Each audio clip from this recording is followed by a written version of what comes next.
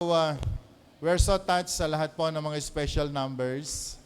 And even the testimony, natutuwa po ako na talagang naka-connect yung atin pong mga special numbers sa atin pong anniversary celebration. So before we go sa atin pong pagsasalo-salo, ay nais ko po munang magbigay ng message, especially Lord, sa panahon po na ito, in the celebration of our anniversary. Can we just open our Bibles in the book of Ephesians chapter 3, and let's start reading from verse 14. Sa verse 14, ay makikita po natin kung paano si Paul ay nanalangin para po sa church, not only in the church of Ephesus, but I believe it is a prayer para po sa ating lahat hanggang sa mga panahon po natin na ito. Sabi po dito, "For this reason I kneel before the Father, from whom every family in heaven and on earth derives its name." Verse 16, "I pray that out of His glorious riches, He may strengthen you with power."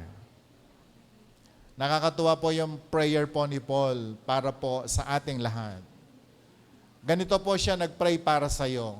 "I pray that out of His glorious riches, He may strengthen you with power through His Spirit in your inner being." Sabi nga po natin, inner being. Shall we say it again? Inner being. Sabi po na verse 17, "So that Christ may dwell in your hearts through faith. And I pray that you, being rooted and established in love." Verse 18, "May have power together with all the saints to grasp how wide and long and high and deep is the love of Christ." Verse 19, "And to know this love that surpasses knowledge, that you may be filled to the measure of all the fullness of God." Purihin ang Panginoon sa pagkakabasa po ng kanyang buhay na salita. In our anniversary celebration, my brothers and sisters, ay nais ko pong aralin natin o mapapaalalahanan po tayo tungkol po sa isang panalangin na ginawa po ni Paul para sa ating lahat. Sabi mo nga sa katabi mo, panalangin para sa iyo. Now, pwede po ba tayong tumingin sa dali? Kapag alam mong ipinapanalangin ka, how do you feel? Kung alam mo na meron pong nagpe-pray sa iyo, ano ang atin pong pakiramdam? Alam niyo, nakakalungkot po sa mga panahon na ito. Hindi pong masyadong na-appreciate ng ilang tao ang prayer ng iba para sa kanila. Pero bigyan mo po ng ayuda yan, mas ma-appreciate nila. Dahil doon mo po makikita ang maturity po ng tao. But yan nakakatuwa na si Paul, ang sabi po ng Bible, kahit nung nandun po siya sa kulungan at malapit na po siyang papatayin, siya po ay lumuhod at nanalangin para po sa church. At ang kanya pong panalangin ay mag-mature ang simbahan. Ang mag-mature po tayong lahat. Pag sinabi pong maturity, hindi po yung tumanda tayo. But Paul is talking about our inner maturity. In the Spirit, yun ho ang kanyang panalangin. Sabi po niya sa verse 16, "I pray that out of His glorious riches, He may strengthen you with power through His Spirit in your inner being." Sabi nga po natin ulit, inner being. Isang napakagandang panalangin ang sinasabi po dito na inoffer po ni Paul sa atin, that we, the people, okay, tayo na mga mananampalataya, dahil ang panalangin po niya, para po sa bawat family. Okay? Sa verse 15, verse 14, kung mapapansin po ninyo, Paul is praying for every family. Ilan ho dito may pamilya? Taas nga ho ng kamay. O kapatid, kasama ka sa ipinapanalangin ni Paul. Anong sabi po niya? Sino daw po yung pamilya? In heaven and on earth.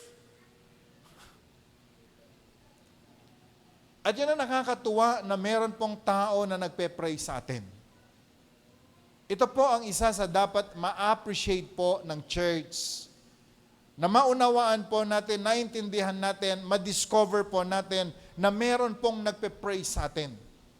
And the very purpose is for us to be strengthened in our inner being. Dahil alam po ni Paul as preacher of the word, bilang lingkod ng Panginoon, alam po ni Paul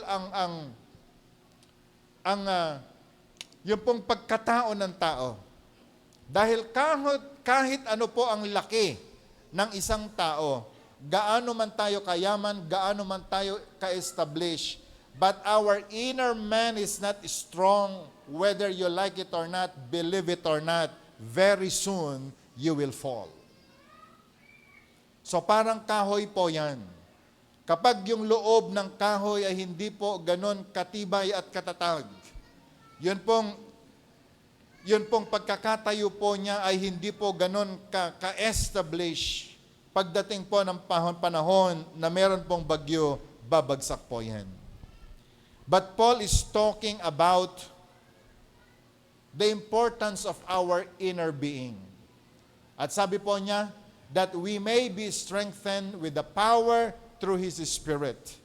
The Spirit of God to empower us. Dahil alam po ni Paul kung gaano po kahalaga ito sa buhay ng isang Kristiyano. Can I hear amen? And so today, my brothers and sisters, mula pa sa simula ay meron na pong taong nananalangin para sa atin. Di pa man tayo isinilang sa mundong ito, meron na pong nag-i-intercede para sa atin. At hanggang ngayon, ay may mga tao na nagpe-pray sa iyo. At gusto ko pong sabihin sa lahat, every Friday, meron pong mga masisipag na mga prayer warriors dito sa church, and they are also praying for you. The same prayer ni Paul, yun din ang panalangin ng mga warriors po natin sa church para po sa ating lahat. At hindi po namatay ang panalangin po na ito. Hanggang sa kasalukuyan, ay meron pa rin pong nananalangin para sa atin. So sabi mo nga sa katabi mo, may nagpe-pray para sa iyo. Okay? Ano po yung prayer niya? Na ma-strengthen po tayo. Kaya nga po sa mga offering envelopes po natin, nakalagay po dyan, yung prayer request. Dahil gusto po namin makita kung ano po yung prayer request meron ka dahil meron pong nagpe-pray sa iyo. At alam nyo, nakakatuwa din dahil there are few people na lumalapit po sa amin na hindi po nagsasawa na nagbibigay ng kanilang prayer request. Kahit malayo po kami o malayo man po sila, they are always sending message for us, Pastor, please pray for this, pray for that. And we're doing that. And you know, my brothers and sisters, nakikita po natin ang kahalagahan nito pong pananalangin po na ito. And today, my brothers and sisters, ang panalangin po ni Paul, ang sabi po niya dito, that Christ may dwell in your hearts through faith. Ang panalangin po niya na ang Panginoong Hesukristo daw po ay manatili sa puso ng bawat pamilya. And I pray that you being rooted and established in love.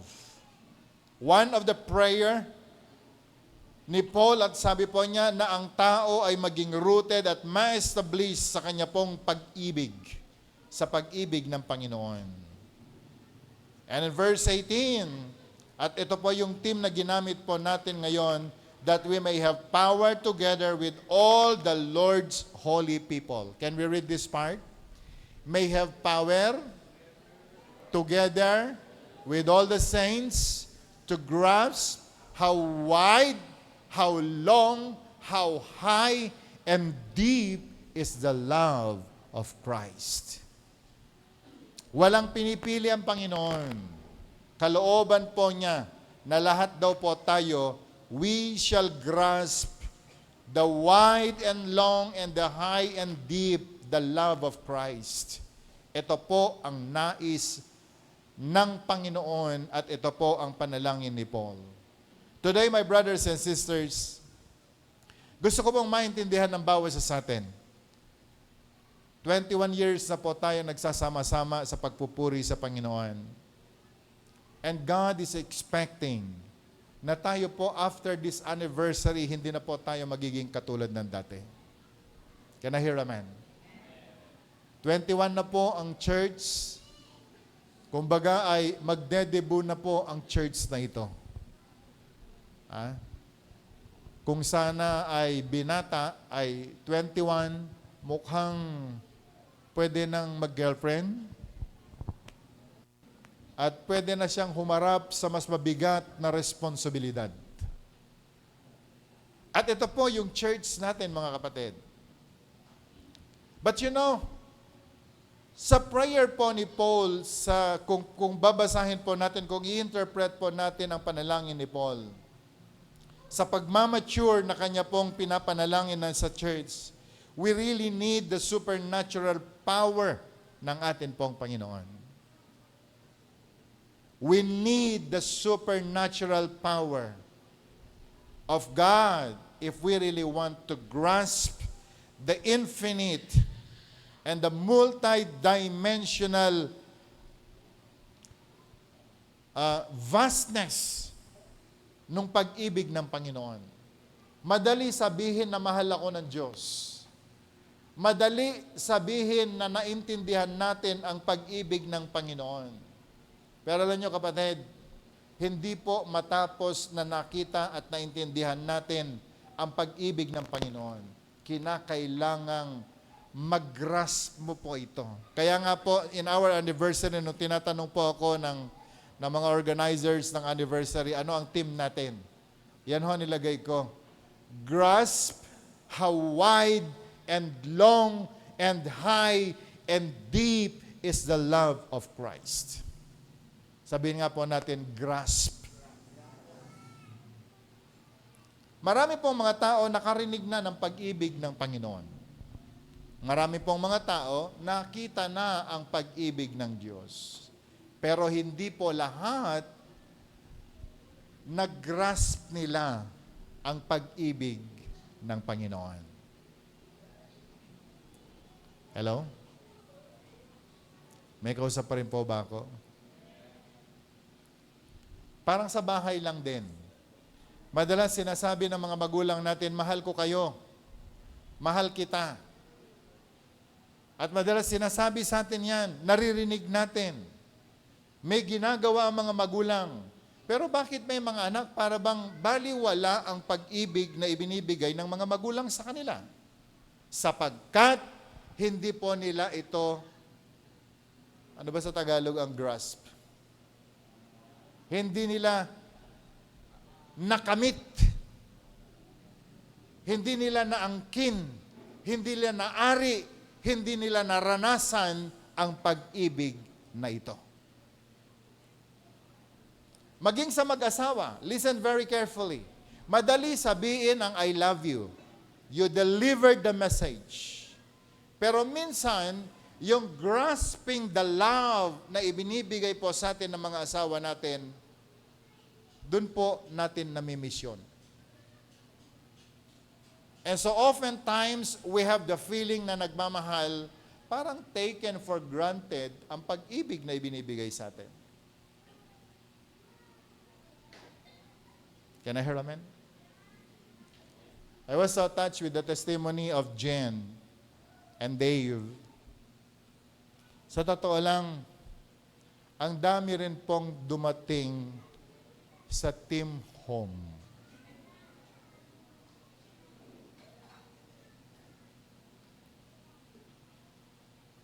Mula po nung kami naglingkod ni Claire,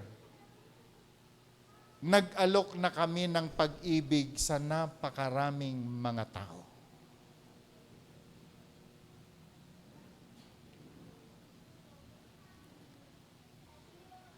Pero, hindi lahat ng mga minahal namin, nag-grasp nila yung pag-ibig na ibinibigay namin sa kanila.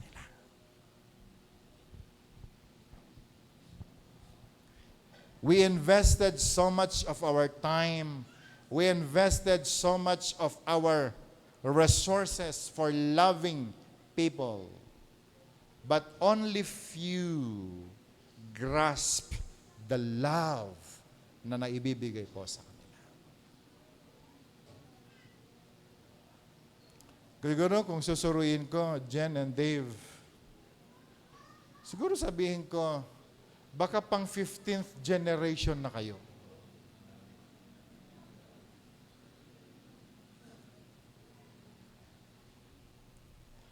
Tao lang din po kami. Minsan ay, may mga regrets din po kami. But as I am always telling everyone, don't be tired of doing good. At alam mo ninyo, kapatid, kapag nakikita ko po yung mga taong dating minahal namin, kasama namin sa bahay, bumabangon na maaga si Claire, pinagluluto ang mga taong ito.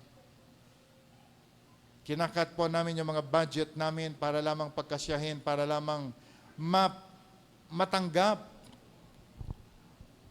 mapagkasya para po magmahal ng tao.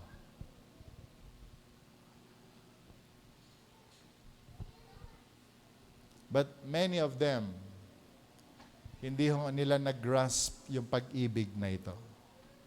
At alam nyo, nung kami po ay nasasaktan tuwing nag-uusap po kami ni Claire, si Claire po kasi is prayer warrior.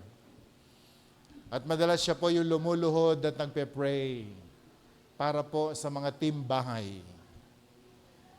Witness po ako dyan. Hindi ko nga alam kung naipapanalangin pa ako ni Claire, baka mas marami pang panahon na nananalangin siya dahil lahat po ng mga naging alaga namin, puro produkto ng broken home, mga walang pera. Alam mo yan? Ang hirap yata manalangin ng himala para po magkaroon ng tuition fee ang mga tao, ang mga bata. And it's not easy. Pero nung hindi po nila nag-grasp yung pag-ibig po nito, alam niyo yung pain. Pero alam mo, isang malaking encouragement po namin, listen very carefully. Paano na lang kaya si Lord? Na yung mga minahal niya, yung mga taong kinamatayan niya, hindi nag-grasp yung pag-ibig na ibinibigay ng Panginoon sa kanila. The pain. Yun pong kabiguan ng Panginoon. But still, God is faithful na siya ho ay patuloy na nagmamahal. So my brothers and sisters, are we all excited na tayo po ay mag-grasp ang pag-ibig ng Panginoon? Ilan ang excited? Please lift your hands. Okay, good. Magpatuloy po tayo. So we need the power to grasp the love na ino-offer po ng Panginoon sa atin. Dahil yung pong pag-ibig na ito, mga kapatid, hindi po basta-basta. Dito po sa pinasa po natin, the wide and the long and the high and deep love of Christ ay napakalaking blessing para sa atin kung maintindihan po natin. Ito po ay ginamit ni Paul na ipaliwanag yung limitless life, yung limitless na pag-ibig ng Panginoon. Limitless in every direction. Alam niyo kapatid, wala nang magmamahal sa iyo ng katulad ng pagmamahal ni Kristo. Naintindihan po natin? Limitless. But the most important thing na gusto ko pong maunawain natin ngayon is on how we grasp ito pong pag-ibig na ino-offer ng Panginoon sa atin. The original Greek word ng grasp ay, it's not just about mental knowledge. Okay? Hindi lamang yung alam mo. Okay? Marami po kasing mga tao, pag pinag-uusapan po natin ang salita ng Panginoon, alam ko yan, naiintindihan ko yan. So parang ganito. Naiintindihan ko. Merong 3 isda.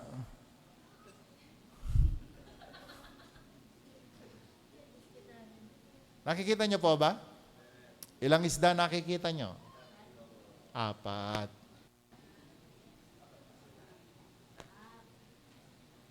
O dito, ilang isda po nakikita nyo dyan? Ha? Ilang nagsasabi 3? Taas nga naman. Okay, good. Dito, ilang isda po nakikita nyo? 3. Hindi, 4. Dito ho sa grupo, ilang isda ang nakikita nyo? Okay, si Mariel, tanongin natin. Siya gumawa nito eh. Ilang isda? 3. Okay. So, ilang mga bilog ang nakikita po ninyo yan? 9. So, lahat ay nakita ninyo. Do meron pong gumagawa ng paraan para lituhin kayo, pero ipinaglalaban ninyo 3 isda at 9 na bilog. Naintindihan nyo yun eh. Nakita natin. Naniniwala tayo doon. So kahit anong gawin natin, tanungin kayo, balibalik-terin kayo, pareho lang ang sagot ninyo. Kasi nakita nyo, naintindihan ninyo. 3 isda, 9 na bilog. Can I hear amen? Pikit ninyo mga mata nyo, please. Ilang isda meron? O ilang bilog meron? 9. So kahit anong gawin natin, mukhang ganyan ang nakikita ninyo. Mukhang yan ang ipaglalaban ninyo. At yan ho yung totoo. Pero alam ho ninyo, it's not just about mental knowledge. Yung nakikita mo, pero yung sinasabing grasping, the wide and the long and the high and deep, hindi lamang dahil nakita mo, hindi lamang dahil naintindihan mo, pero pag sinasabi pong grasping, yung nakuha mo, inangkin mo, inuwi mo, at sa'yo yan. Can I hear amen? A lot of people, naintindihan nila ang Biblia. Binabasa po nila ang Biblia. Pero hindi po lahat ng tao kinuha iyon. Ito po ang grasping. Do you get my point? Can I hear amen? Can I hear amen? So kahit ako saan pumunta, hindi ko lang naintindihan, hindi ko lang nalaman dahil nakita ko, pero nasa akin yon. And this is the message na sinasabi po ng Panginoon sa atin. Grasp how wide, how long, how high, and deep is the love of Christ. Maraming mga tao, naintindihan nila, pinipris na yan, lumang tugtugin na yan, pastor. Alam na namin yan. Pag-ibig ni Jesus. John chapter 3 verse 16, alam mo.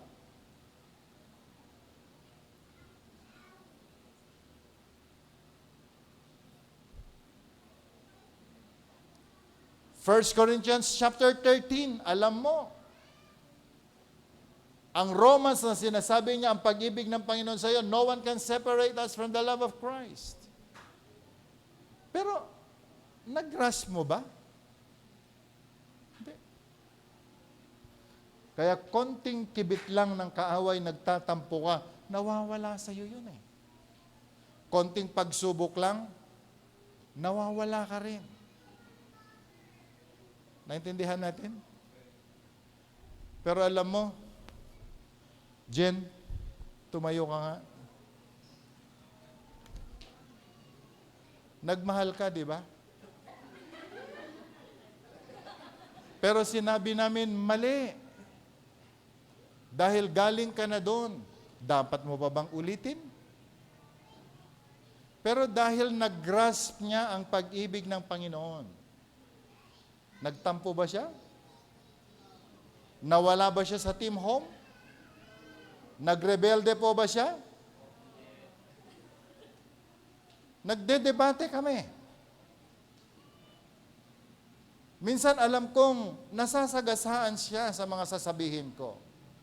But you know, grasping the love of Christ is very different.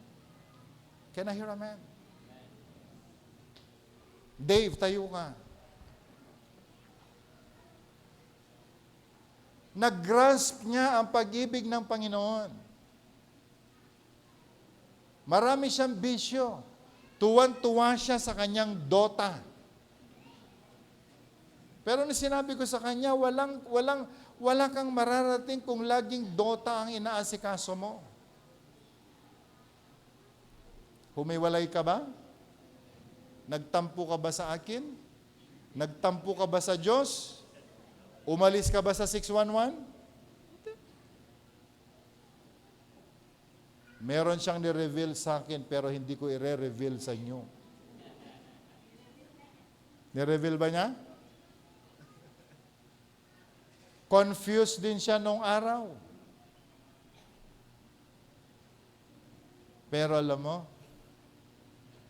nung nag-grasp niya ang pag-ibig ng Panginoon, at sinunod niya ang pag-ibig ng Panginoon, ipinamuhay niya ang pag-ibig ng Diyos, nakapag-asawa siya na maganda. Tayo ka nga, kapatid. Hallelujah! Can I hear amen? Sabi nga po natin, grasp, how wide, how long, how deep. May nakalimutan ba ako? How high is the love of Christ. Church, this is the message ngayon pong anniversary po na ito. It's not just about knowing. It's not just about understanding. It's not just about experiencing it for a while, but grasping it. At alam nyo kapatid, kapag ito po naintindihan natin, you will surely prosper in your Christian life. Ano ho ang ibig sabihin ng grasp? Not about mental knowledge, but it means to take hold of or seize the love ng pag-ibig ng Panginoon. Now, my brothers and sisters, kalooban po o kagustuhan ng Panginoon, ito po ang panalangin ni Paul, ng bawat Kristiyano, okay, na in our personal life, we will hold on and experience the love ng Panginoon as our foundation. At alam nyo kapatid, sorry sa mga nag-decorate, kailangan kong ipaunawa po sa inyo ito. Dahil ito po ang pagkakaiba ng napakaraming mga Kristiyano. Alam nila ang Panginoon. Alam nila ang pag-ibig ng Diyos. But not all was able to grasp it. Can I hear amen? Not all were able to grasp the love of Christ.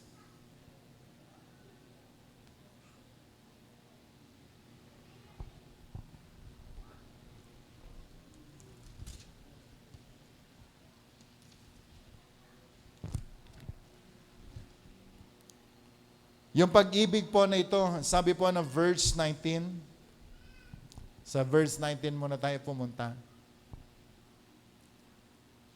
Can we read it aloud?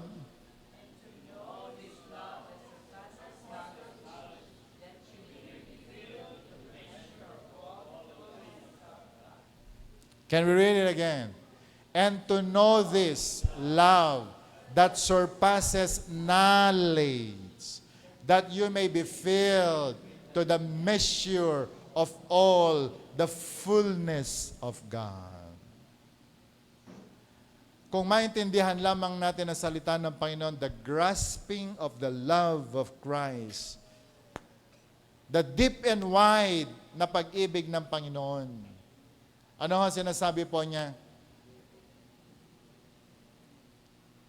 Surpasses knowledge. Hindi mo kayang arukin, hindi mo kayang intindihin ang pag-ibig ng Panginoon. Pero kahit hindi mo siya maintindihan, kinakailangang angkinin mo, kunin mo, iuwi mo, kahit saan ka pumunta, dala-dala mo dapat ang pag-ibig po na ito.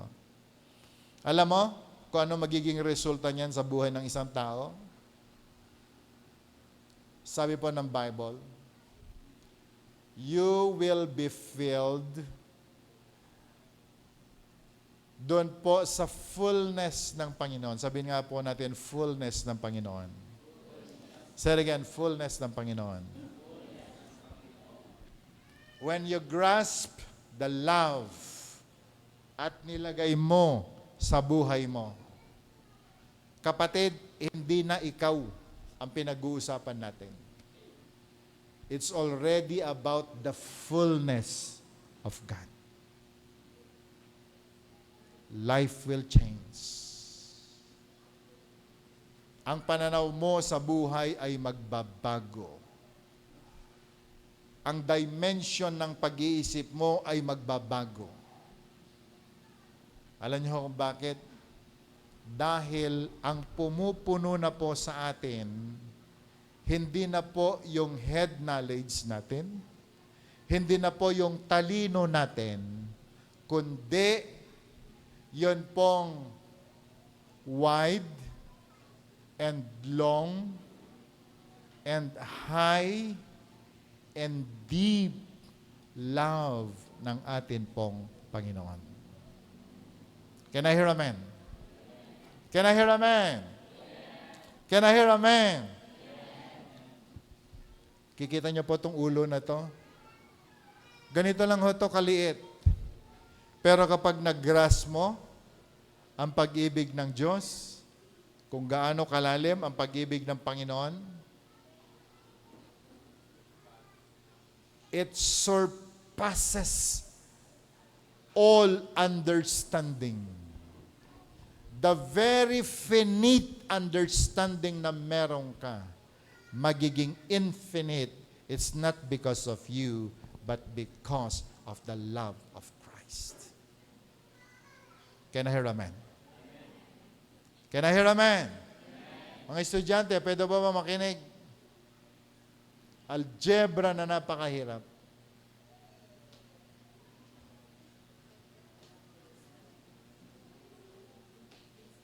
Marami pa mga estudyante umiiyak, ang hirap intindihin. Pero kung maintindihan mo, yung pag-ibig ng Panginoon, the high, the wide, the deep, and the long na pag-ibig ng Panginoon, isinalaksak mo ngayon sa isip mo. Kaya po pasala sinasabi niya, no longer about your mind, but we have the mind of Christ. Are we all excited?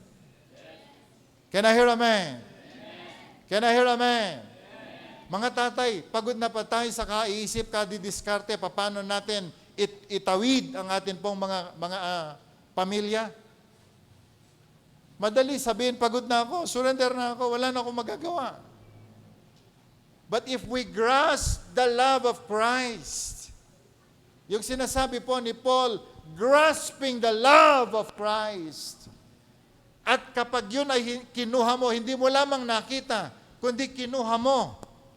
At yun ang nilagay mo sa isip mo, pati ang hindi naisip ng kapitbahay mo, naiisip mo. Are you with me? Can I hear amen? Sabi mo sa katabi mo, lahat ng hindi nila naisip. Sabi mo sa kanya, maiisip mo.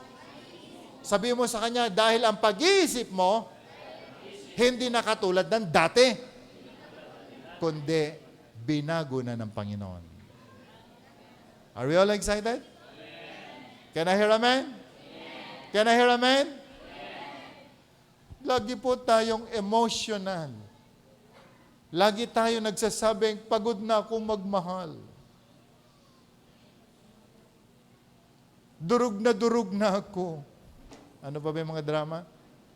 Pasan ko ang daigdig. Susukuan na kita. Isosoli na kita sa aking biyanan. Pag-ibig ni Jesus? May nagpe-pray para sa iyo. Si Pablo na nalangin doon sa Efesos. Hanggang ngayon, pinagpe-pray po tayo ng churches. The love of Christ, kapag ito po ay nag-grasp natin at nilagay po natin sa puso natin. Listen! Yung dating puso mo, hindi na yung puso mo yan dati. Puso na ng Panginoon. Do you get my point? And it's because you grasp that deep, the wide, and the long, and the high love ng Panginoon. Wala kang susukuan. Can I hear amen? Wala kang hindi kayang mahalin.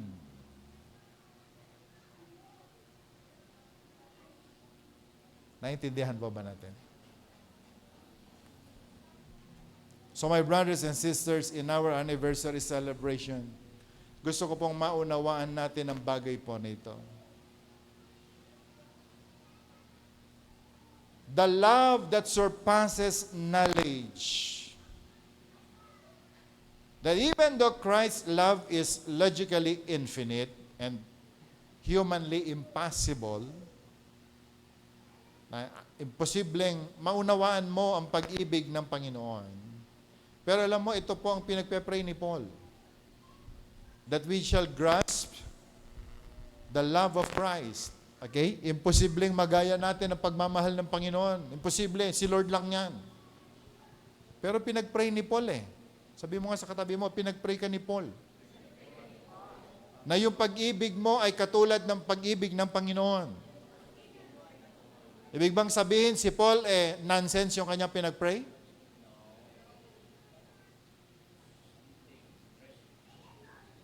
Hindi yata ganun kalabo si Pablo na isinulat pa niya na pinagpe-pray niya tayo na yung pag-ibig ng Panginoon, mag-grasp natin, magawa natin, ma-experience natin, maibigay natin. Dahil si Paul, alam niya, nagawa niya yun eh. Kaya pala niya sinabi, Pastor, follow me as I follow Christ. So kaya po natin gawin yan. Yung infinite and humanly impossible. Pero alam nyo, nung pinag-pray po ni Paul ito, naniniwala po ako, we can do it and we must do it. Can I hear amen? Can I hear amen? So ngayon, kapatid, ipinapakita na sa iyo ngayon ng Panginoon. This is the love of Christ. So ano gagawin mo? Titingin ka lang? This is the love of Christ. Amen? Amen?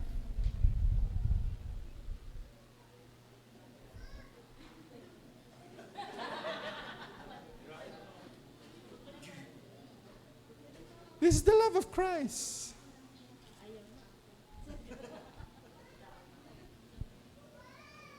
Sabi nung kabila, di naman namin alam ganun eh.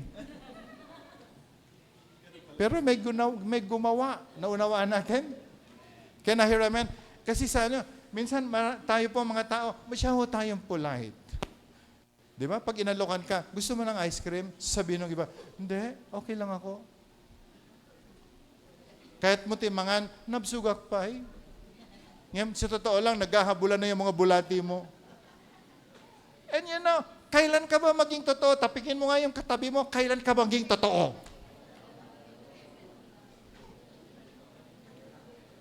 Can I hear a man?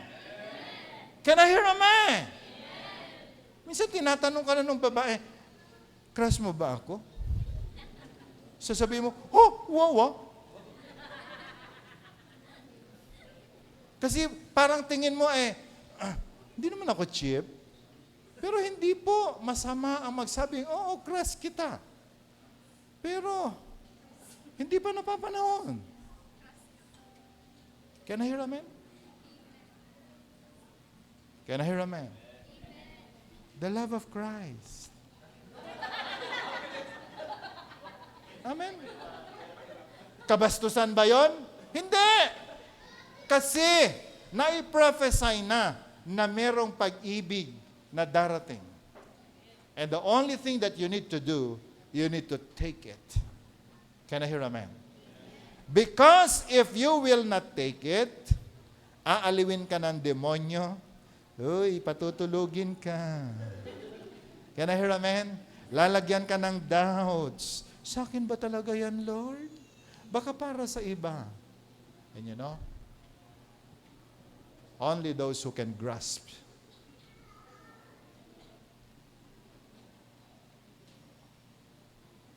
Can I hear amen? 611.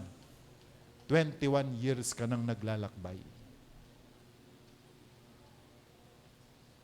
Gaano na kalaki, gaano na karami ang nag-grasp mo na pag-ibig ni Jesus. Can I hear amen? Sabi ko kay Valerie, pwede bang mag-MC ka? Walang tanong. Sabi niya, sige, Pastor. Excited pala talaga siya mag-MC. Mas marami pa pala siyang sinabi kaysa sa akin. And you're very good. And I really like that. When you are given the opportunity to grasp, you grasp it. Can I hear amen? Dahil kapag hindi mo ginawa, someone will get it. Someone will get it. Someone will get it. At doon ngayon papasok yung sinasabing may mga nauuna na nahuhuli. Sumabit na ang pag-ibig ng Panginoon, na-display na, pero walang ginawa ang iba. Naintindihan natin? Samantalang 20 years na ako. Pero bakit yung 4 years pa lang was able to grasp it at kanya pong ginamit? At alam niyo ho, kapatid, every day that you display the love of Christ, nag-iipon ka ng korona sa langit. Bakit?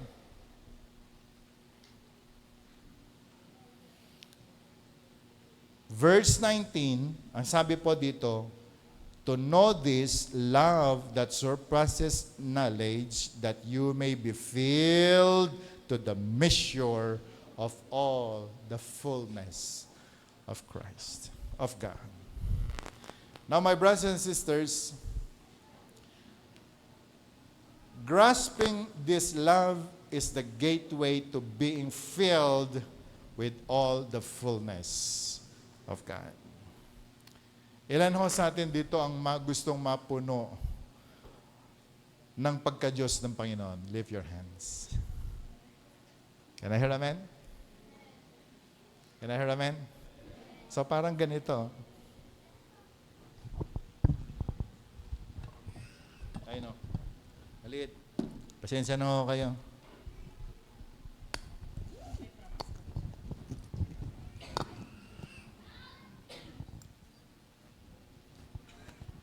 Wow! Love of God. At hindi ko lamang ho yan titingnan. I need to grasp it. Can I hear amen?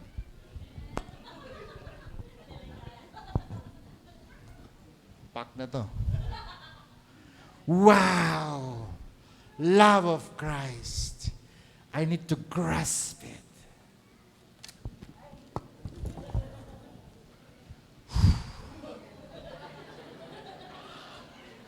Deep and wide. Wow! Can I hear amen? Oh, I like it.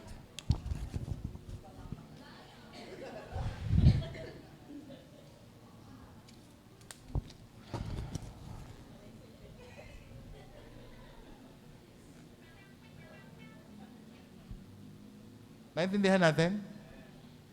I need to grasp. And I need to grasp. And I need to grasp.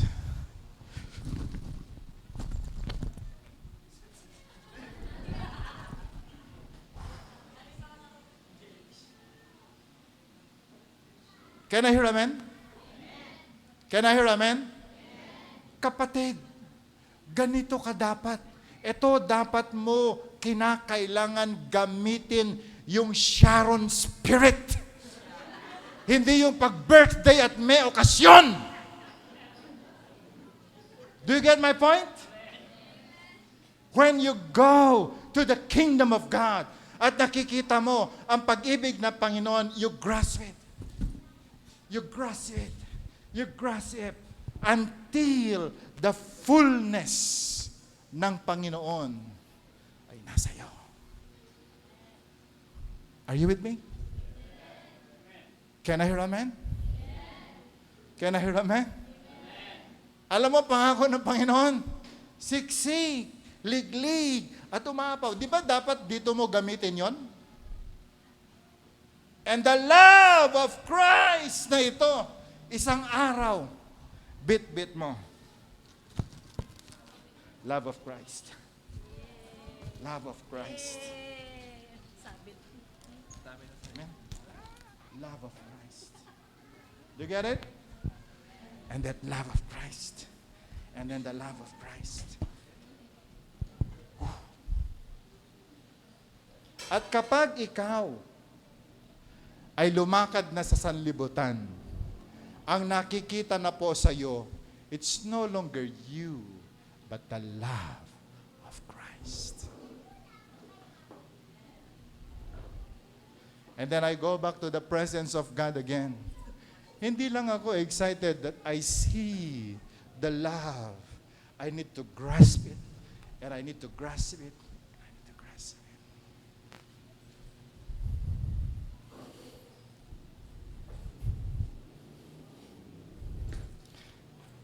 I hope na i-deliver ko po ang message sa inyo ngayong umaga.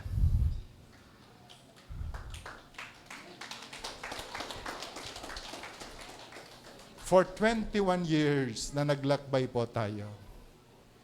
For 21 years. Pwede po ba natin ilagay yung mga kamay natin sa harapan natin?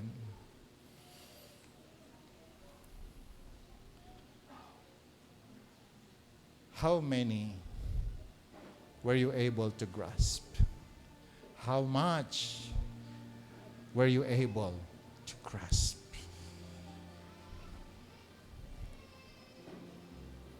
My beloved brothers and sisters, this is the message of God for us. The high, the wide, and the deep, and the long love of Christ. Hindi mo lamang dapat marinig, hindi mo lang dapat makita. You need to grasp it. Worship team, can we come? Pwede ba nating awitin yung unang awit? Yung unang worship. My beloved brothers and sisters, do not waste your time of just viewing it, of just knowing it. Do your best na marami kang mag-grasp, marami kang makuha, marami kang maiuwi. Napakahalaga po na maintindihan natin. Shall we sing this song before we pray?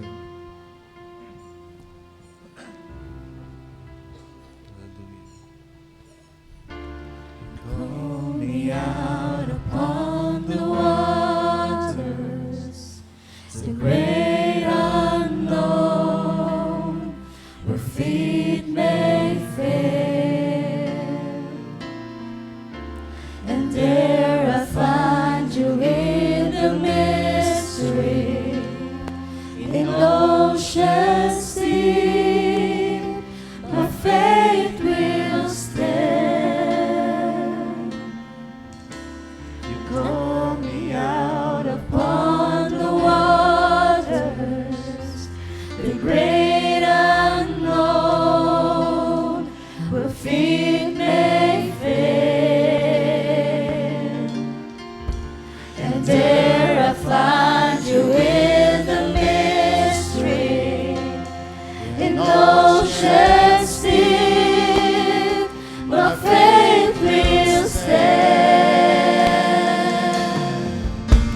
And I will call upon your name, and keep my eyes above the waves. When oceans rise, my soul will rest in your embrace. For I am yours, and you are mine.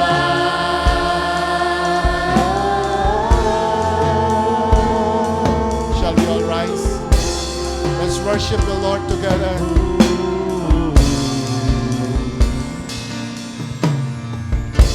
Your grace abounds in deepest waters. Your sovereign hand will be my guide. Where feet may fail and fear surrounds me, you never fail, and it won't start now. And I will call upon your name, and keep my eyes above the waves. When oceans rise, my soul will rest in your embrace. For I am yours, and you are mine.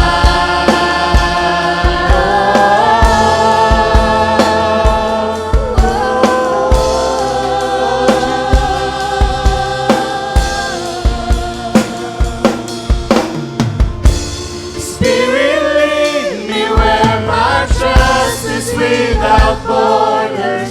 Let me walk upon the waters, wherever you would call me. Take me deeper than my feet could ever wander, and my faith will be made stronger in the presence of my Savior. Spirit, lead me where my trust is without borders. Let me walk upon the waters, wherever you would call me. Take me deeper than my feet could ever wander, and my faith will be made stronger in the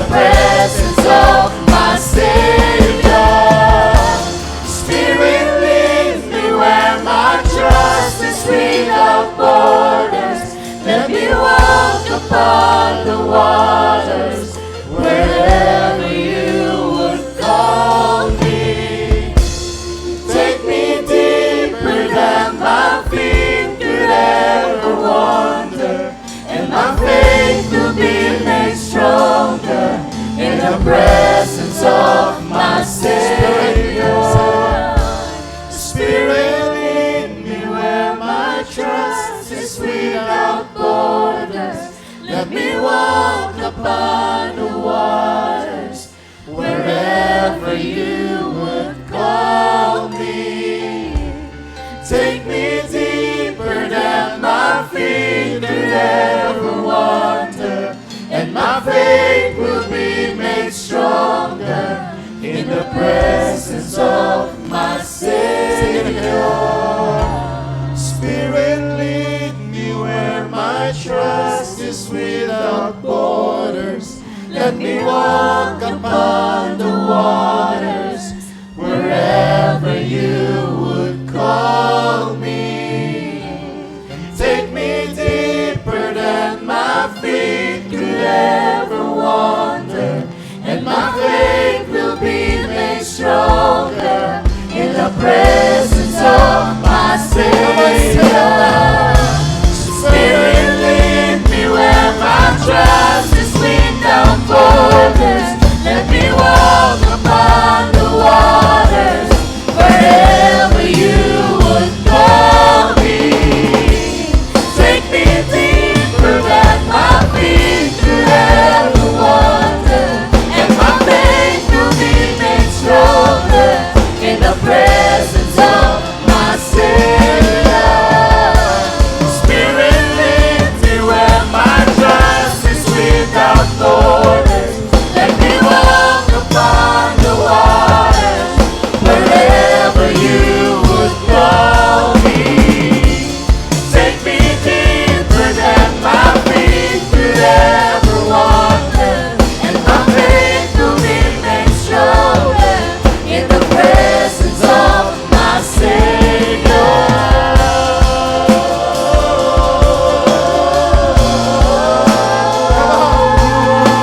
Lift your hands and worship the Lord.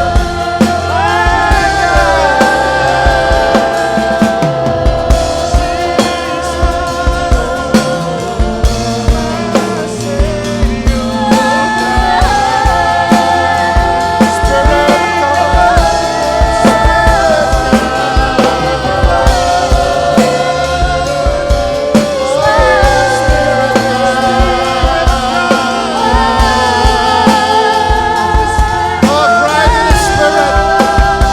Be filled with His power. Hallelujah.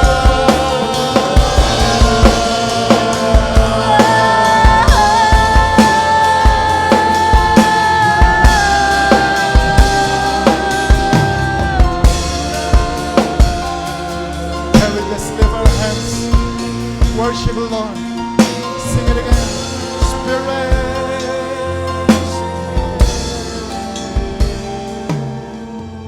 Spirit, Spirit, lead me where my trust is without borders.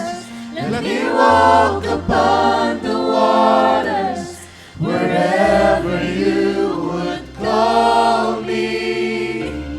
Take me deeper than my feet could ever wander, and my faith will be made stronger in the presence of my Savior. Make it as a prayer from your heart. Spirit, lead me where my trust is without borders.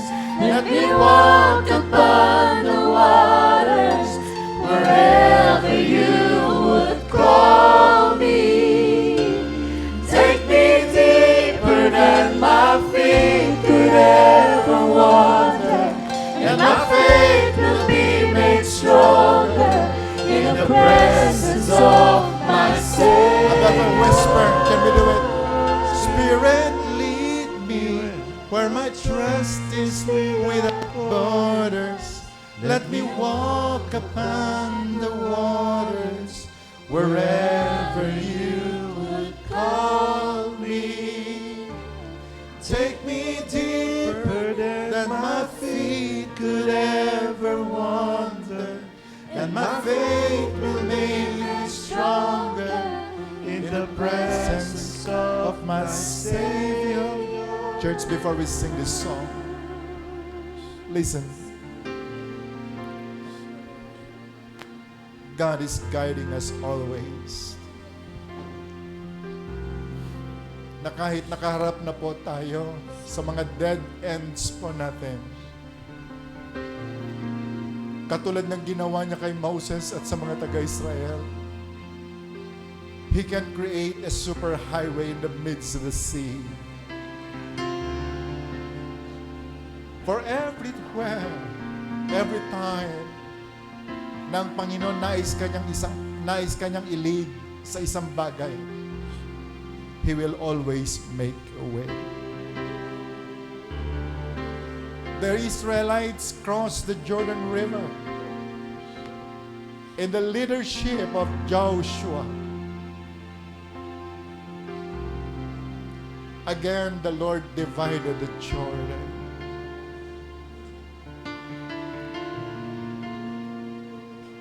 Elijah divided the water. Elisha divided the water. For every time the Lord's lead, He will surely perform miracle. Not by might nor by power, but by the Spirit, says the Lord. Today I'm telling you, God is leading you. He wants to show you the love, the high, the wide, and the deep, and the long love of our Lord Jesus Christ. It may be very impossible for man, but with God, all things are possible. Grasp this love, and today God is leading you. The Spirit is leading you. Trust God. Trust God. Every time the Lord leads, He will not leave you. He will never forsake you. Today I want you to lift your hands as high as you can. Start trusting the Lord. Grasp that love. Spirit, lead me where my trust is without borders. Let me walk upon the waters wherever you would call me. Take me deeper than my feet could ever wander, and my faith will be made stronger in the presence of my Savior. Spirit, lead me where my trust is without borders, and let me walk upon the waters wherever you would call me. Take me deeper than my feet could ever wander, and my faith will be made stronger in the presence of my Savior. For the very last time, Spirit, lead me where my trust is without borders. Let me walk upon the waters wherever you would call me. Take me deeper than my feet could ever wander, and my faith will be made stronger in the presence of my Savior. Spirit, lead me where my trust is without borders. Let me walk upon the waters wherever you would call me. Take me deeper than my feet could ever wander, and my faith will be made stronger in the presence of my Savior. Spirit, lead me where my trust is without borders.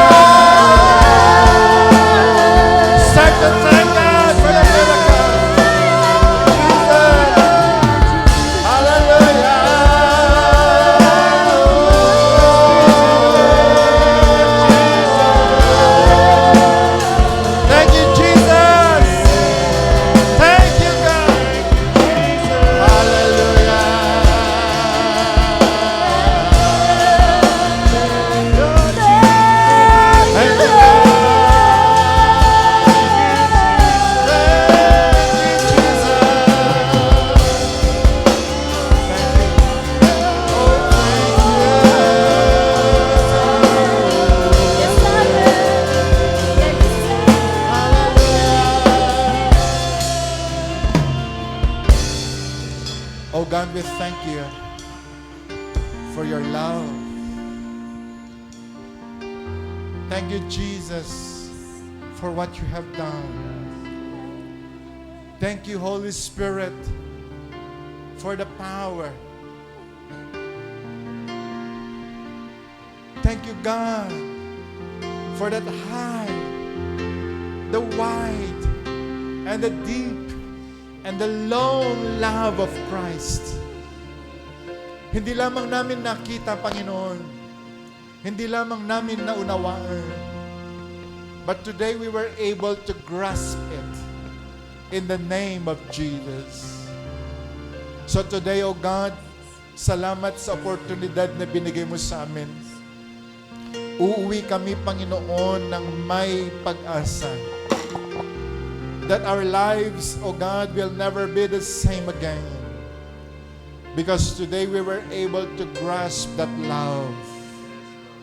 At ang lahat, Panginoon, na hindi namin nagawa for 21 years, alam namin, Panginoon, magagawa namin mula sa araw na ito, Panginoon, hanggang sa iyong muling pagbabalik.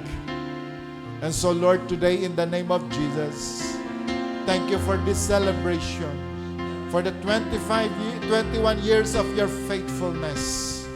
But today, Lord, this will be a very good start ng amin pong maturity to experience the fullness of the love of Christ. At Panginoon, ang aking dalangin, maging sa lahat, Panginoon, nanonood online, may you bless them, O God, more than what they expect and more than what they imagine. At hayaan mo nga po, Panginoon, ang pag-ibig, Panginoon, na nai-display mo sa krus ng Kalbaryo. Hindi lamang namin natanggap, kundi maipamahagi din namin, Panginoon, sa marami pang mga tao. At nananampalataya kami, Panginoon, pagkatapos, Panginoon, ng anniversary celebration po nito, your church will never be the same again. Nananampalataya pa kami, Panginoon, something great will going to happen. At Panginoon, aking dalangin, may you seal the very word that we receive today. At ayan mo nga po, Panginoon, in the lives of your people. Panginoon, maging sa mga bata, Panginoon, na patuloy mong gagamitin, Lord, for the furtherance of your kingdom, may you bless them. Sa bawat age level, Panginoon, kami ay gagamitin mo sa kaparaanan na nais mo. Salamat, O Diyos, at sa celebration, Panginoon, ng anniversary po na ito. You have given us so much reasons to celebrate together. O God, because of your faithfulness. Salamat po, Panginoon, at ang dalangin, Lord, hanggang sa aming pag-uwi mamaya-maya, pakasamahan mo po kami. Ingatan mo po kami. And today, Lord, whatever desire ng iyong mga anak, may they receive it, O God. Those that are in need of healing, heal them. Lord God, I pray for the healing of their body, soul, and spirit. The restoration of every body, Panginoon, every soul, and every spirit. At ang aking dalangin, Panginoon, prepare us, O God, for the greater mission na ipapagawa mo sa amin, that your name will be glorified, O God, through our lives. Salamat po, Ama. At sa oras po nito, Lord, ibinabalik na po namin sa iyo ang aming pagpupuri, ang aming pasasalamat, at ang lahat ng pagsamba na nararapat para malaman sa iyo. Lord, to you we bring back all praise, all the glory, in the name of Jesus, and everyone will shout and say, Amen. Wag mo muna tayong uuwi dahil lahat naman ho tayo ay may mga kanya-kanyang baon. So, makakaupo po muna tayo for the further announcement and instruction. Hallelujah! Are we blessed? Amen! Lahat nga po ng pinagpala at talagang nag-grasp yung love ng Panginoon sa umagang ito, sumigaw ng, Thank you, Lord! Hallelujah! Ayan. So, we will now proceed po with the part